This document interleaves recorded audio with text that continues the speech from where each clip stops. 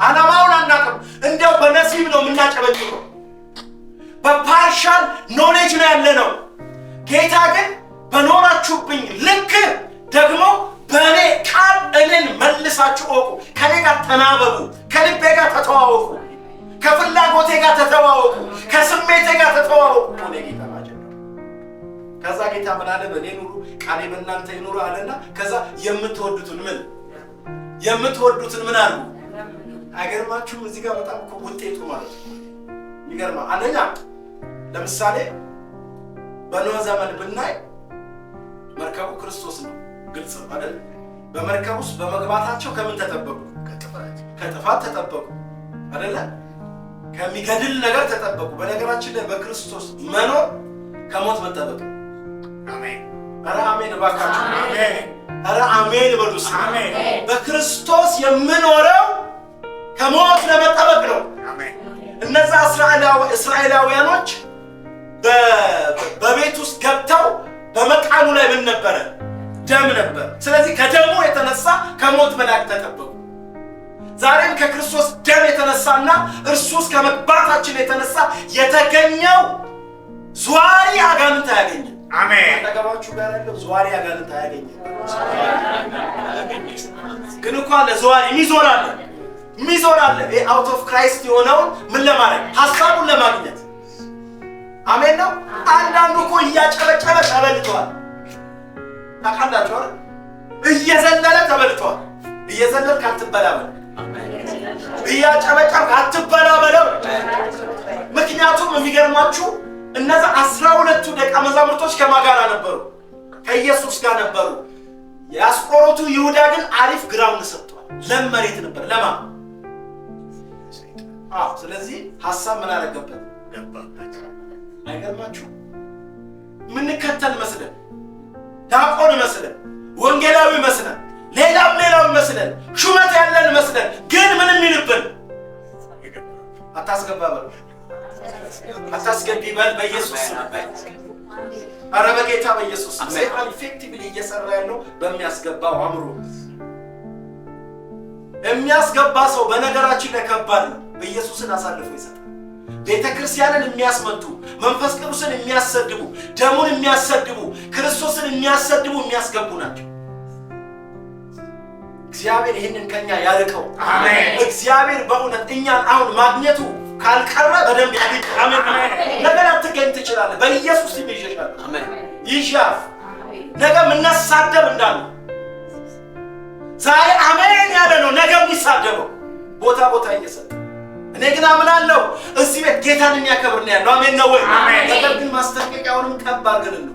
አሜን።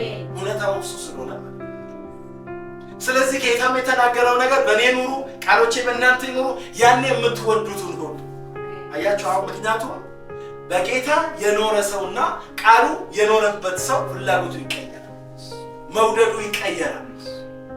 አሜን ነው። ምክንያቱም ያ ሰው የሚወደው ማን የሚወደው ነው? ደስ አይልም? ጌታ የሚወደውን መጸለይ ጌታ ምን የሚለው? ኧረ በኢየሱስ መቼ ነው ወደዚህ የምንመጣው? የሚወደውን የምንዘምር፣ የሚወደውን የምንለምን፣ የሚወደውን ሃሌሉያ። አሁን እኮ እሱ በዚህ ሰዓት የሚወደው ጸሎት አለ፣ የሚወደው አምልኮ አለ፣ የሚያሸተው አለ፣ የሚቀበለው አለ። ኧረ በጌታ በኢየሱስ የእግዚአብሔር አጀንዳ ሌሊትና ቀን ደጅ ማስጠናት አይደለም። አሜን በሉ። አሜን። ወደሚወደው ጸሎት ከመጣን አይውልም አያድርም። ምድር ትቀየራለች፣ ቤት ይቀየራል፣ ኑሮ ይቀየራል፣ ስራ ይቀየራል፣ ነገር ይቀየራል። እኛ ግን ያልደረስነው ወደሚወደው ነገር ውስጥ አልገባንም እስካሁን። ግን ወደዚህ የሚያስገባን ስንኖርበትና ቃሉ በእኛ ሲኖር አንደኛ የምንጸልየው የእኛን ቃል አይደለም፣ የምንጸልየው የጎረቤትን አይደለም፣ የምንጸልየው ምኞትን አይደለም፣ የምንጸልየው የሆነ የሸተተንን ነገር አይደለም፣ የምንጸልየው ቃሉን ነው። አሜን። እነዚህ ሐዋርያቶች 10 ቀን የጸለዩት ማን የተናገረው?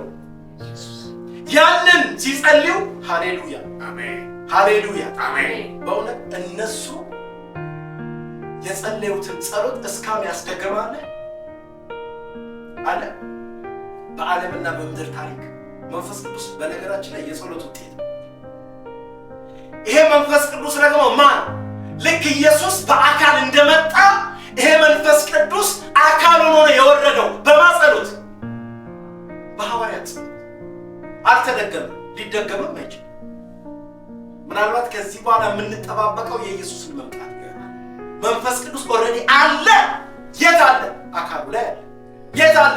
ዓለም ላይ አለ። የት አለ? ምድር ላይ አለ። የት አለ? እኔ ውስጥ አለ። በማጸሎት በሐዋርያት ጸሎት አሁን የምንጸልየው ያ የወረደው እንዲገለጥ እንጂ ሌላ አዲስ መንፈስ ቅዱስ እንዲወርዳል። እነሱ ለአንዴ ለመጨረሻ ሲጸልዩ ከስላሴ ከእግዚአብሔር ከስላሴ አንዱ መንፈስ ቅዱስን ያወረደ አሜን። አረ በጌታ በኢየሱስ አትሊስት የወረደውን የምናቀበት ጸሎት ውስጥ እንግባ።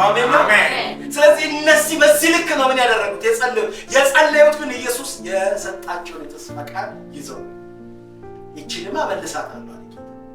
ይችል መልሳታለሁ ምክንያቱም የኔ ፕሮሚስ ነው። ምን እያደረገ ልክ እንደዚህ በእርሱ ስንኖር እናውቀዋለን። ባህሪውን የሚወደውን የማይወደውን እናውቃለን። ቃሉን በእኛ ሲኖር ደግሞ በእኛ ምንጽር ሳይሆን በቃሉ ምንጽር ስለምንጸልይ ከዛ ይደረግላቸዋል። በዚህ ውስጥ ምን ይሆናል ማለት ነው?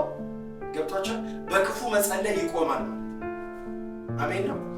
በሆነ መንገድ የመጸለይ ነገሮቻችን በሙሉ ይቀየሩና እግዚአብሔር የሚፈልገውን ነገር መጸለይ እንጀምራለን። በዛ ውስጥ በህይወቶቻችን ላይ የሚሆነው ምንድነው ብለን ብዙ መጠበቆች ይሆናል።